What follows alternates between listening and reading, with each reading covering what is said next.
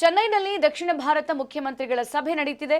ದಕ್ಷಿಣ ಭಾರತಕ್ಕೆ ನ್ಯಾಯಯುತ ಅನುದಾನಕ್ಕೆ ಒತ್ತಾಯವನ್ನ ಮಾಡಲಾಗಿದೆ. ಅಮಿತ್ ಶಾ ಮುಂದೆ ಕರ್ನಾಟಕ ಮುಖ್ಯಮಂತ್ರಿ ಸಿಎಂ ಡಿಕೆ ಶಿವಕುಮಾರ್ ಬೇಡಿಕೆ ಇಟ್ಟಿದ್ದಾರೆ. ಬ್ರೇಕಿಂಗ್ ಲಭ್ಯವಾಗ್ತಾ ಇದೆ. 31ನೇ ದಕ್ಷಿಣ ವಲಯ ಮಂಡಳಿ ಸಿಎಂಗಳ ಸಭೆಯಲ್ಲಿ ಈ ಬೇಡಿಕೆಯನ್ನ ಇಡಲಾಗಿದೆ.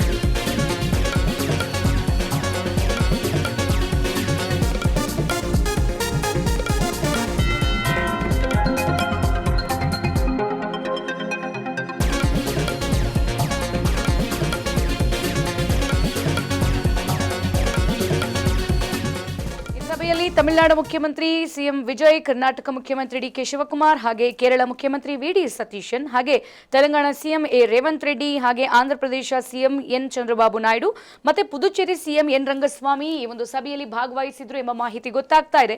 ಸಭೆಯ ಉದ್ದೇಶ ಇಷ್ಟೇ. ಈ ಒಂದು ಸಭೆಯಲ್ಲಿ ಅಂತಾರಾಜ್ಯ ಸಹಕಾರ ಆಗಿರ್ಬೋದು, ಹಾಗೆ ಅಭಿವೃದ್ಧಿ, ಮತ್ತೊಂದು ಕಡೆಗೆ ಕೈಗಾರಿಕೆ ಹೂಡಿಕೆ, ಮೂಲಸೌಕರ್ಯ ವಿಸ್ತರಣೆ, ನೀರು ಹಂಚಿಕೆ, ಇವಾಗ ಆಗ್ತಾ ಇರುವಂತಹ ವಿವಾದಗಳು, ಹಾಗೆ ಶಿಕ್ಷಣ, ಆರೋಗ್ಯ ರಕ್ಷಣೆ, ಹಾಗೆ ಮಾಹಿತಿ ತಂತ್ರಜ್ಞಾನ ಮತ್ತೆ ವಿಪತ್ತು ನಿರ್ವಹಣೆ ಎಲ್ಲ ವಿಚಾರಕ್ಕೆ ಸಂಬಂಧಪಟ್ಟಂತೆ ಇವತ್ತು ಎಲ್ಲಾ ಮುಖ್ಯಮಂತ್ರಿಗಳ ನಡುವೆ ಈ ಒಂದು ಸಭೆಯನ್ನ ಆಯೋಜಿಸಲಾಗಿರುವಂತದ್ದು. ಚೆನ್ನೈಯಲ್ಲಿ ದಕ್ಷಿಣ ಭಾರತ ಮುಖ್ಯಮಂತ್ರಿಗಳ ಸಭೆಯನ್ನ ಇವತ್ತು ಆಯೋಜನೆ ಮಾಡಲಾಗಿತ್ತು. ಎಲ್ಲಾ ರಾಜ್ಯದ ಮುಖ್ಯಮಂತ್ರಿಗಳು ಇಲ್ಲಿ ಭಾಗವಹಿಸಿದ್ರು. ದಕ್ಷಿಣ ಭಾರತಕ್ಕೆ ನ್ಯಾಯಯುತವಾಗಿರುವಂತಹ ಅನುದಾನವನ್ನ ಕೊಡಬೇಕು ಅಂತ ಹೇಳಿ ಮುಖ್ಯಮಂತ್ರಿಯವರು ಇವತ್ತು ಈ ಒಂದು ಸಭೆಯಲ್ಲಿ ಒತ್ತಾಯವನ್ನ ಮಾಡಿರುವಂತದ್ದು. ಅಮಿತ್ ಶಾ ಅವರ ಮುಂದೆ ಸಿಎಂ ಡಿಕೆ ಶಿವಕುಮಾರ್ ಬೇಡಿಕೆಯನ್ನ ಇಟ್ಟಿದ್ದಾರೆ.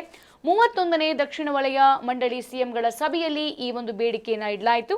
ದಕ್ಷಿಣ ಭಾರತದ ಅಭಿವೃದ್ಧಿಗೆ ನ್ಯಾಯಯುತವಾದ ಪಾಲು ಅಗತ್ಯ ಇದೆ. ಕರ್ನಾಟಕ ಬಲಿಷ್ಠ ಆದ್ರೆ ಭಾರತ ಕೂಡ ಬಲಿಷ್ಠ ಆಗುತ್ತೆ. ನಮ್ಮ ಧ್ವನಿಗೂ ಪ್ರಾತಿನಿಧ್ಯ ಇರಲಿ ಅಂತ ಡಿಕೆ ಶಿವಕುಮಾರ್ ಇಲ್ಲಿ ಮನವಿಯನ್ನ ಮಾಡ್ಕೊಂಡಿದ್ದಾರೆ. ಇವತ್ತು ಅಂತಾರಾಜ್ಯ ಎಲ್ಲಾ ಮುಖ್ಯಮಂತ್ರಿಗಳು ಸಹಿತ ಮೀಟಿಂಗ್ ಅನ್ನ ಮಾಡಲಾಗುತ್ತೆ. ಒಂದ್ ಕಡೆ ಆರ್ಥಿಕ ಅಭಿವೃದ್ಧಿ ಆಗಿರ್ಬೋದು, ಶಿಕ್ಷಣ, ಆರೋಗ್ಯ, ಮೂಲ ಸೌಕರ್ಯಗಳು, ಇವಾಗ ನಡೀತಾ ಇರುವಂತಹ ಕರ್ನಾಟಕ ತಮಿಳುನಾಡು ಈ ನೀರು ವಿಭಜನೆಗೆ ಸಂಬಂಧಪಟ್ಟಂತೆ ಬಹಳ ದೊಡ್ಡ ಮಟ್ಟದಲ್ಲಿ ಮೀಟಿಂಗ್ ನಡೀತು. ಈ ಸಂದರ್ಭದಲ್ಲಿ ಚೆನ್ನೈನಲ್ಲಿ ದಕ್ಷಿಣ ಭಾರತ ಮುಖ್ಯಮಂತ್ರಿಗಳ ಸಭೆ, ಅಲ್ಲಿ ಕರ್ನಾಟಕ ಆಗಿರ್ಬೋದು, ಹಾಗೆ ತಮಿಳುನಾಡು, ತೆಲಂಗಾಣ, ಹೈದರಾಬಾದ್ ಎಲ್ಲಾ ಮುಖ್ಯಮಂತ್ರಿಗಳು ಇವತ್ತು ಆಸೀನರಾಗಿದ್ರು.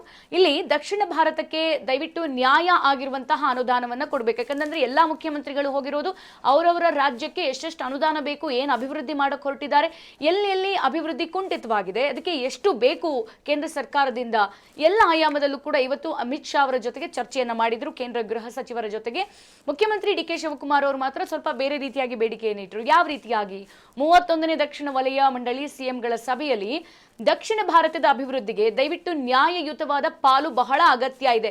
ನೀವು ಒಂದು ತಕ್ಕಡಿಯಲ್ಲಿ ಬೆಣ್ಣೆ, ಒಂದು ತಕ್ಕಡಿಗೆ ಮೊಸರು ಆ ರೀತಿ ಮಾಡೋದು ಬೇಡ. ಸರಿಯಾದ ನ್ಯಾಯಯುತವಾದಂತಹ ಪಾಲನ್ನ ಕೊಡಿ. ತಮಿಳುನಾಡಿಗೆ ಒಂದು ಪಾಲು ಕೊಟ್ರೆ ಕರ್ನಾಟಕಕ್ಕೂ ಅದೇ ಪಾಲನ್ನ ಕೊಡಿ. ಯಾಕಂದ್ರೆ ಕರ್ನಾಟಕ ಬಲಿಷ್ಠವಾದ್ರೆ ಮಾತ್ರ ಅಲ್ವಾ ಭಾರತ ಕೂಡ ಬಲಿಷ್ಠ ಆಗೋದಕ್ಕೆ ಸಾಧ್ಯ.